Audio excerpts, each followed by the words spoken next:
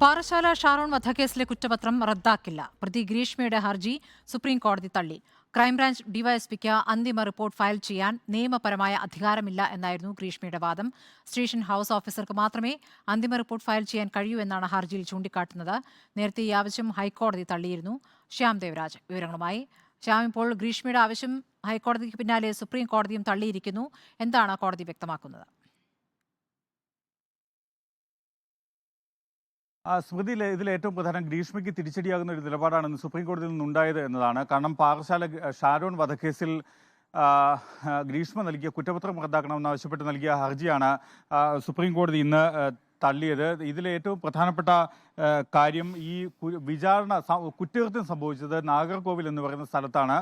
അതുകൊണ്ട് തന്നെ ഇക്കാര്യത്തിൽ അന്വേഷണം നടത്താനോ കുറ്റപത്രം നൽകാനോ കുറ്റപത്രം നടത്താനോ കേരള പോലീസിന് അധികാരമില്ല. കേരളത്തിലെ കോടതികളിൽ വിചാരണ നടത്തരുത് എന്നുമായിരുന്നു നേരത്തെ തന്നെ ഗ്രീഷ്മ ആവശ്യപ്പെട്ടിരുന്നത്. ഈ ആവശ്യമാണ് സുപ്രീം കോടതി തള്ളിയത്. ഇത് നിയമപരമായ ഒരു സാങ്കേതികത്വം മാത്രമാണ് തമിഴ്നാട്ടിൽ വിചാരണ നടത്തുക എന്ന ആവശ്യം.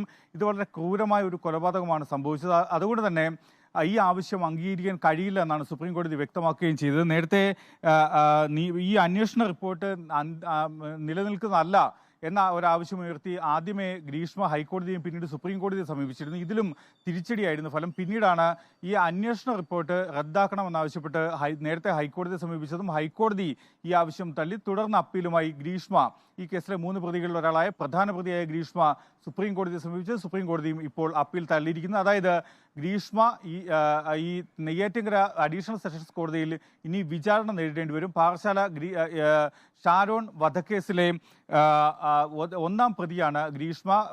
ഷാരോണിന്റെ സുഹൃത്തു കൂടിയായിരുന്നു ഗ്രീഷ്മ. 2022 ഒക്ടോബർ 17-നാണ് രാവിലെ കഷായം കഴിച്ച അബോധാവസ്ഥയിലായ ഷാരോൺ പിന്നീട് കൊല്ലപ്പെടുന്നത്. ഈ ഷാരോണിന്റെ കൊലപാതകത്തിന് മുന്നിൽ ഗ്രീഷ്മയായിരുന്നു എന്നായിരുന്നു പിന്നീട് പോലീസ് അന്വേഷണത്തിൽ കണ്ടെത്തുകയും ചെയ്തത്.